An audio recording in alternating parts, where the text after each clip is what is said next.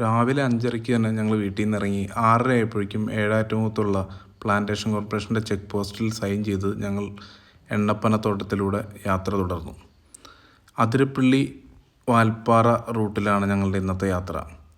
ഇരു സൈഡിലും നല്ല എണ്ണപ്പനത്തോട്ടങ്ങൾ വളരെ ഭംഗിയായിട്ട് നിൽക്കുന്നു.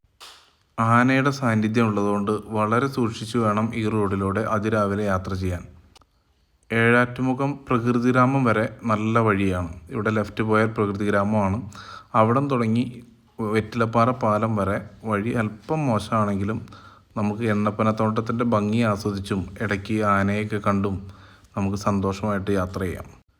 രാവിലെ തന്നെ ഞങ്ങൾക്കും കാണാൻ പറ്റി ഒരു കൊമ്പനാനയെ. ഞങ്ങൾ വരുന്നതിന് തൊട്ട് മുമ്പ് റോട്ടിൽ നിന്ന് അവൻ മുകളിലേക്ക് കയറിപ്പോയി.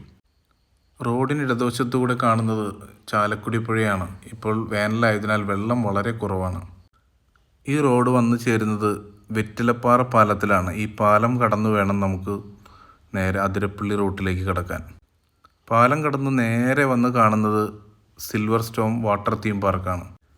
ഇവിടെ മെയിൻ റോഡിൽ വലത്തോട്ട് തിരിഞ്ഞ് നേരെ അതിരപ്പള്ളിയിലേക്ക് പോകാം.